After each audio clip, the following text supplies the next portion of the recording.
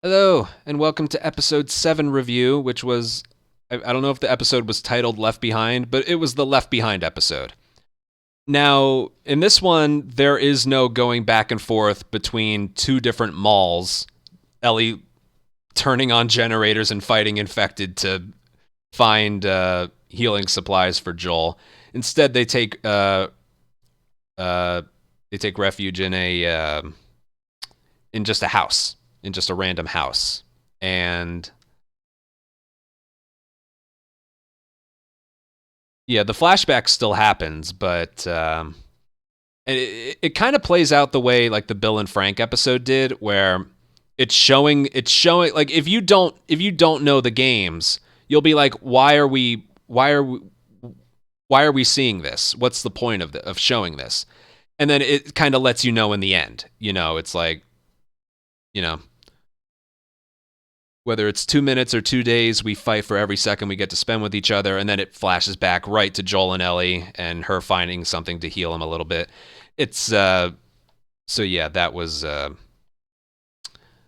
thought like showing Joel and Ellie at the beginning and then showing the entirety of the flashback and then ending with Joel and Ellie. I think that works very well. Um, but yeah, let's see. It starts out. I think Joel was telling Ellie again. I only saw this episode once. Like, go back to Tommy's. He'll take you the rest of the way. Leave me. And she was about to do it, but then instead she looks for healing supplies. I don't think she was ever going to leave him, but um, yeah, that's how it starts. And then she runs upstairs, closes the door, and that's when the flashback starts. I She gets into a fight with a student, and then has I like when the soldier slides over a key and it had the Naughty Dog logo on it right away. I did like the Leonardo DiCaprio meme. I was like, I saw it. I saw it.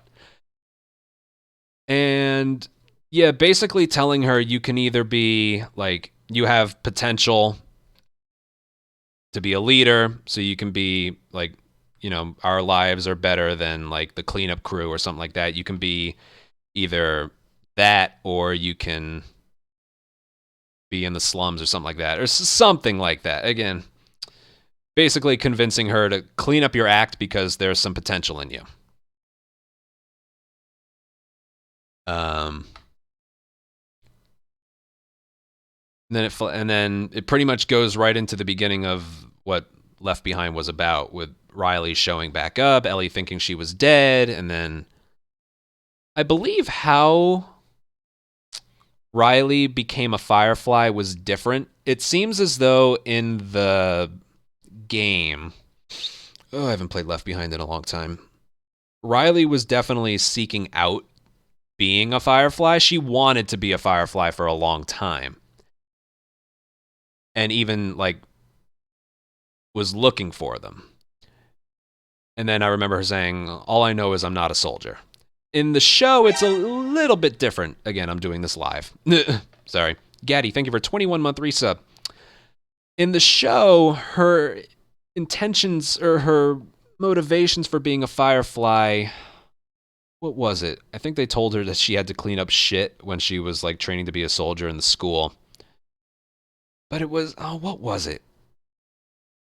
I think they just made her feel like she belonged. They wanted her. Whereas the soldiers were just like, she's just another person. The Fireflies like really wanted her, or at least they made her seem like they wanted her.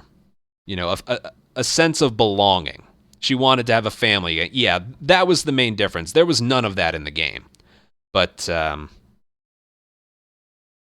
I don't even think Ellie or Riley even knew who Marlene was in the show. In the game, they knew who she was, but in the game they knew who she was. But in the show, I don't think either of them knew who she was. Cool guy, thank you for 25-month resub. So those were just some differences there. Then they get out. They do some of the stuff, like there was no mention of Winston, the guy on the horse. But like when they go in the tent and drink the alcohol, that was kind of there when they come across the dead body and then the floor collapses. They take the alcohol there and they have sips, so they kind of played that in there. Is there a Firefly adverse in the show, whereas in the game she didn't? She seemed indifferent, whereas in the show she was very anti-Firefly because I think the Fireflies are very anti-soldiers, and that's what Ellie was going to become because she didn't know who Marlene was at the time. So, yeah. I'm pretty sure that's how it worked. Yeah. And then they make their way to the mall, and then, yes, the 4 wonders of the world. Overall, like, I'm having trouble remembering like specifics, but I kind of like how Left Behind in the Mall was done in the show versus the game, because as the game, that part wasn't really a game. You know, you got to control what you did next, but as for the interactive part of it, there wasn't really anything. So I feel like the whole concept of that works better in the show than it does in the game, because I gotta say, even though like I speedrun Left Behind as like a story experience has almost no replayability whatsoever. You experience it once or twice, maybe go back to it if you haven't for a while, but as for replayability, it has virtually none. It doesn't. Speedrunning is how you get some replayability out of it. So I think how they did it in the show was good, and it had pretty much all the same stores that they went to. Instead of the Halloween store being first, it was last. They had the Raja's Arcade, which is a reference to Eddie Raja from Uncharted 1. And instead of doing the Angel Knife, well, they did the Angel Knives, but they're allowed to use Mortal Kombat this time. And yeah, no Brickmaster, unfortunately. But yeah, overall, I thought it was very well done. Again, specifics, I can't really think of any. Now for, yeah, obviously, you know, they're showing signs of getting very, very close to each other. And then there's the fallout. When did they have the fallout? Because that's pretty much how it all, where something happened besides them just exploring a mall. They spent a long time in that arcade. What was it? Ellie noticed bombs. The pipe bombs, yeah. She noticed the pipe bomb. I honestly kind of thought that was a weird addition. I guess it's like, again, the main difference between the game and the show is Ellie is a bit more anti-soldiers because the Fireflies are anti-soldier, or Ellie's more anti-Firefly because the Fireflies are pretty much very anti-soldier. So I think noticing those pipe bombs was like, if I never saw you again, you would be using these on me, right? That's kind of what happened. But then that kind of leads into like the real reason Ellie got pissed off and ran away at first, where Riley's going to leave. I forget where, but they're going cross country somewhere else. So the addition of like that little pipe bomb scene and then adding like I'm leaving, I thought was a little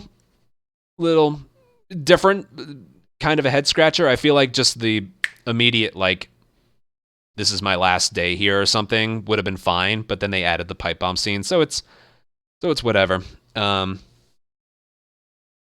Realized the sneaking into the mall wasn't just for her; it was Riley's Firefly D too. Was that how it worked? All right, then forget what I just said. So then Ellie storms off, but then it's like, that's not how I want, I guess that's not how I want to remember our friendship or something. You know, maybe a quick apology or something. And then, oh yeah, she hears her screaming, but then it's just the Halloween store. And then the whole I got you, babe. That part pretty much just kind of played out exactly the same. Don't go. I don't think she rips off the pendant. I don't think she had a pendant yet. Then she's like, okay. And then she kisses her, and then the infected shows up. By the way, that took the infected a long time to show up. I just got to point this out there. There was one infected in that entire mall, which kind of makes sense. They didn't clear out everywhere. Someone mentioned that there were no infected. Maybe they just didn't come across it. But the infected kind of woke up when they were playing Mortal Kombat. And then kind of a lot happened after that. There was the... What did they do? From there, they went somewhere else, and it was a stalker. Okay. Still, I feel like there was quite a bit of time that passed from the moment the infected woke up, and then it actually showed up. Just kind of had to point that out there. Yeah, it was in the doll store, which was a reference to in the game, in the non-flashback part of the mall, saying, I think the first note you pick up, it's like, whoever this is, I forget his name, went crazy, I locked him in the doll store. So that was actually a reference to the game, that one infected being there in the doll store. But yeah, it's certainly, I think it, in an effort to like take out as much gameplay as possible, they weren't running from probably over a dozen infected. It was just the one. And yeah, they're not soldiers yet. In the game, if you get caught by one of the infected, you just die. You can't mash a button, you can't fight your way out of it, you're just dead. So there's no way they would, and I think even though Riley had a gun, they're not strong enough to take out a stalker, especially because a stalker is like the next highest above runner, so it's probably a little more armored, a little more strong. So, yeah, it made sense that they only had to take out one, and we're struggling with just that one.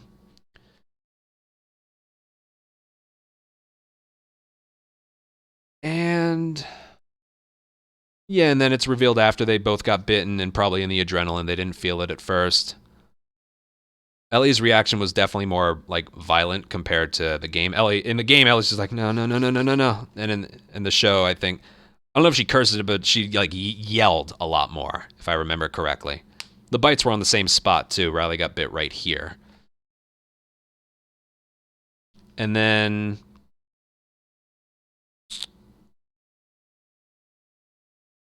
was there a Dawn of the Wolf? I think it wasn't the Dawn of the Wolf poster in like multiple spots in the show? Or maybe it was on one of the billboards. I don't know. Yeah, she started bashing the glass there, which I think looked better than just smashing random stuff on a table, like in the game. The fact that they were dancing on the glass, and then that's the glass that she broke, I think worked,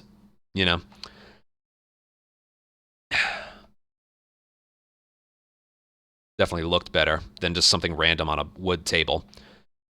And then, yeah, then they have their two ways out, easy way or or take the easy way out, or we fight for every second we get to spend with each other, blah, blah, blah, blah, blah, blah, blah. And then right there, it goes back to Joel and Ellie. I was kind of hoping they would show like what happened with Ellie and Riley, like afterwards. It's still never shown or known what happens afterwards. Does Ellie abandon her in the mall? When do they notice that Ellie's turning but Riley isn't? Mystery. We'll have to do that story. We'll have to finish that story in here. But yeah, just like the game, they kind of cut it off right there. And then it goes back to Joel and Ellie. And she finds a random sewing kit in one of the bathrooms in the house that they're staying at, and she, I guess, stops the bleeding from there. And then that's where the episode ends. Yeah, I liked this one better than I like Left Behind the game. Because, again, Left Behind gameplay doesn't really... There were some production problems with the Left Behind game, DLC. It's like they started with one thing, but then they had to scrap it and then start anew. And like even some of the gameplay portions as Ellie, something pacing-wise is a little off with the Left Behind DLC. But from TV show, I think it worked. I think it worked great, and it served a purpose. Again, just like I remember when I watched the Bill and Frank episode, I was like, this is nice, but we know it's ending with Joel and Ellie driving off, so why are we seeing all of this? If I didn't know Left Behind, I would probably be thinking the same thing. Again, at the end of the Bill and Frank one, it's the note they leave behind. It's like, don't just survive, live for someone else, and that makes Joel see the journey through. That made it all work. And in Left Behind, it was like we fight for every second we get to spend with each other. Boom. Cut right to Joel and Ellie. Just as it looks like Ellie's about to leave him or something, but then she's like finding something to heal him. It works. It works very well from the perspective of the TV show. So, yeah, that's about all I have to say. Yeah, episode 8 next. See you guys. Bye.